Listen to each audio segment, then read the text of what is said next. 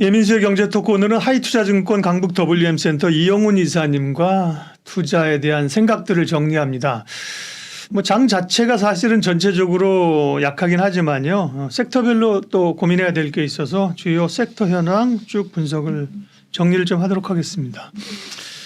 먼저 사실은 뭐 제일 오래 관심이 있었고 지금도 심정적으로 관심 있는 거는 투자자들이 2차 전지겠지만 네. 우리가 객관적으로 봤을 때는 사실은 반도체가 제일 많이 얘기가 나오고 기대가 있어서요. 네. 반도체 얘기 좀 해 주세요. 그나마 좀 기대가 높은 쪽이 반도체인 것 같습니다. 네. 일단 반도체 관련해 가지고는 그 전부터 계속 말씀드렸던 게 이제 3분기가 바닥이다. 네. 이제 그러면서 3분기에 수요와 공급이 역전될 것이다.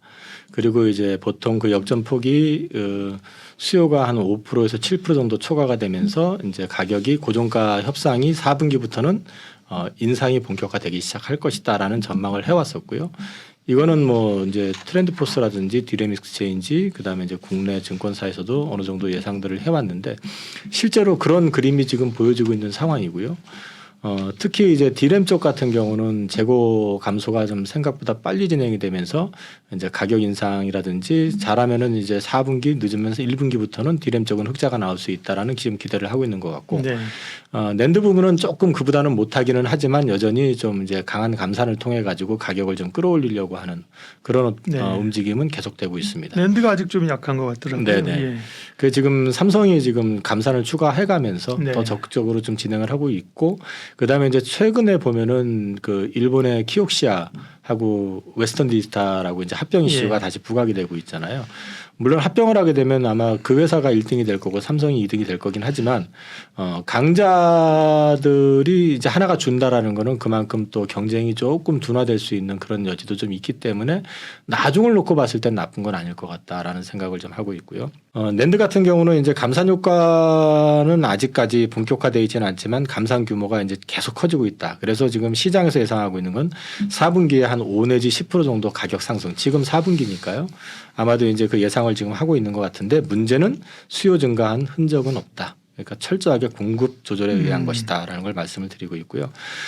시장에서 지금 전망하고 있는 건 디램은 24년부터 회복이 의미가 있을 것이다. 회복세 자체가 의미가 있을 것 같다라고 얘기를 하고 있고 이와 관련해 가지고 오늘 하는 총재께서도 이제 말씀하신 걸 보니까 이제 첨단 그 디램 쪽에 수요가 워낙에 좋아서 내년 상반기부터는 의미 있게 디램 같은 경우는 좀 회복이 좀 나올 것이다라고 이제 말씀을 하셨더라고요.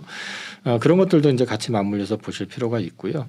내년 같은 경우에 이제 시장에서 IDC라고 하는 쪽에서 예상하기에는 디램과 낸드가 한 17%, 한 15%. 근데 이제 낸드는 올해 워낙에 감산을 많이 했기 때문에 이제 15% 한다고 해서 의미 있게 늘어나는 건 아니고요.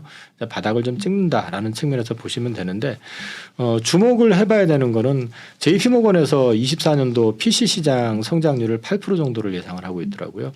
PC가 계속해가지고 마이너스를 보이다가 이제 내년도에는 8% 성장하는 쪽으로 지금 전망을 하고 있고 맞물려 가지고 그 스마트폰 쪽에서 그 중국 스마트폰 시장 역시도 내년에는 소폭 성장을 지금 전망을 좀 하고 있기 때문에 올해보다는 내년이 일단은 그 메모리 칩 쪽에서는 좀 좋아지는 환경이 나올 것 같다. 그리고 올해 지금 그 4분기 실적을 감안했을 때 영업이익이 삼성전자 기준으로 했을 때 한 6조에서 7조 얘기를 하고 있는데 내년도 거 보면은 이제 증권사 리포트들 보면은 아직까지 이제 업데이트된 걸 보면은 한 30조 내외를 지금 언급을 하고 있기 때문에 확실히 올해보다는 내년은 좋아지는 그림을 예상을 하고 있는 것 같습니다. 네. 결국은 근데 보면 사실은 PC는 누가 PC 쓰겠나 싶은데 생각해 보니까 사실 노트북 같은 건 또 써요, 그죠? 이 스마트폰이나 태블릿만 일하지 않잖아요, 그죠? 사무실에서 쓰니까 이게 교체 수요가 조금 있을 수 있고, 근데 휴대폰은 이전만큼 진짜 안 바꾼단 말이에요. 네네, 내구성도 좀 생기고 그 전에는 한 2년 쓰면 이게 버벅거렸잖아요, 네네네. 그죠? 근데 요즘은 뭐 한 3년 써도 그죠? 괜찮으니까 그런 것 같고, 그 다음에 이제 경기가 좋아지면서 투자가 일어나서 이제 서버 이런 쪽에 좀 늘어나줘야 될 것 같고 가장 그래도 확실한 성장이 있는 건 지금 이제 HBM 아닌가요? HBM? 네. HBM 쪽은 성장을 하는 건 맞는데 네. 그 시장 규모 자체가 네. 삼성이나 하이닉스의 펀더멘탈을 바꿀 정도는 아니다. 그러니까 지금 하이닉스 같은 경우는 HBM 덕에 적자폭을 상당히 많이 줄인 건 사실인데 네. 이제 사실 삼성전자 같은 회사는 지금 연간 아까도 말씀드렸지만 영업이익이 뭐 3, 40조 많이 나올 땐 60조까지 나오는 회사고 하이닉스도 많이 나올 땐 15조 이상 나와야 되는 그런 회사인데 거기에서 일정 부분 그러니까 하방을 제어해주면서 기대값을 가져갈 수 있는 거는 맞는데 이게 저기 전체 어떤 펀더멘탈을 바꾸기에는 아직은 시장이 작다. 네. 2027년 기준으로 봤을 때 30조 내외 정도 봤던 것 같거든요. 그 정도라고 하면은 30조 내외에서 이제 거기에는 그 마이크론 테크놀로지도 이제 본격적으로 들어오게 될 것이고 그걸 나눠 갖는다고 해도 그게 아주 의미 있는 숫자로 찍히기에는 조금 시장이 아직은 좀 더 커야 된다. 이제 그런 측면에서 말씀을 드릴 수 있을 것 같고요. 예. 그러면 이제 이게 HBM이 주문형 반도체다. 그 전에는 이제 막 찍어내는 양산의 반도체여서 이제 그래서 밸류에이션을 바꿀 수 있다. 이런 기대감은 분명히 있거든요. 근데 이제 이게 지금 현재는 빅3 위주로 시장이 재편된다는 전제 하에서는 의미가 있을 것 같기는 해요. 근데 이제 이 부분이 얼마만큼 커질 수 있을 것이냐 하는 부분도 한번 보실 필요는 있다. 이제 제가 한 가지 말씀드리고 싶은 거는 지금 이제 AI 칩 관련해 가지고 지금 엔비디아 같은 경우는 그 최고 사양뿐만 아니라 조금 떨어지는 사양도 중국 수출이 이제 전면 중단이 되는 그런 예. 측면이 분명히 있고요.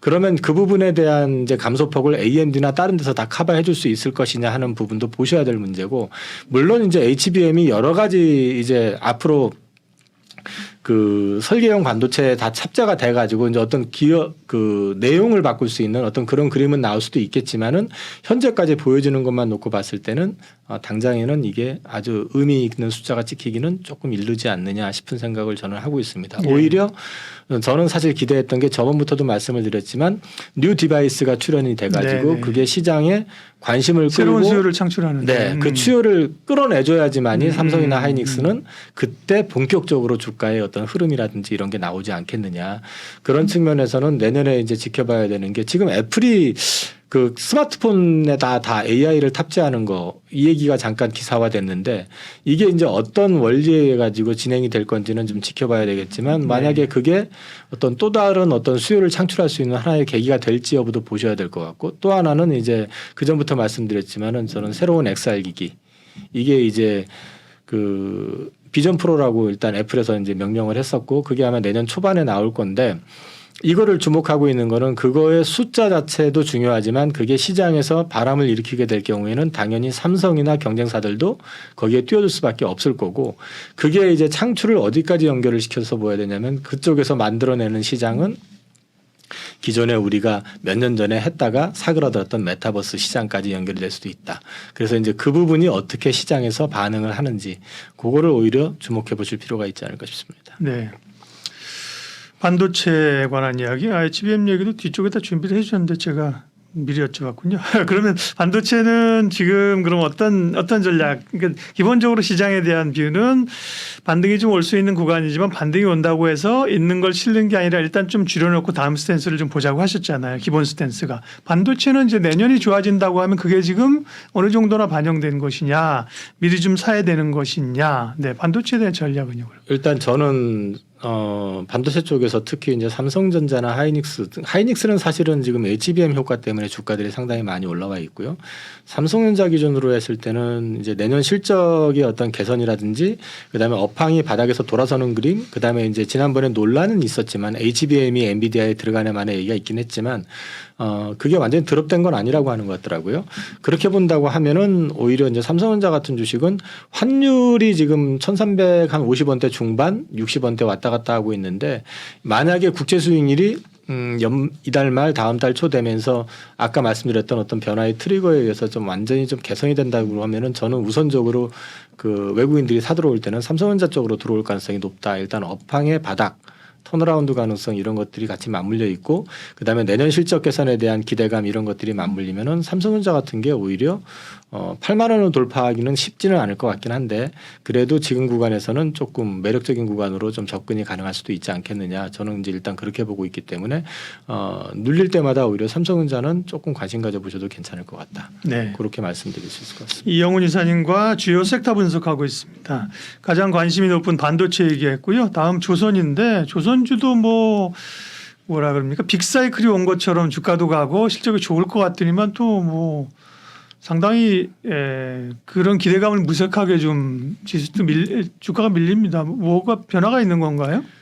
상반기에는 사실 2분기까지 이제 일회성 비용이 다 떨어질 것이고 예. 그러면은 3분기부터는 좀 고가에 수주한 이제 선박에 대한 공사가 시작이 되고 하면서 매출로 좀 인식이 되고 그러면서 이제 이익이 본격적으로 개선이 될 거라고 이제 기대를 했었는데 노이즈가 좀 발생이 됐던 게 뭐냐면은 네.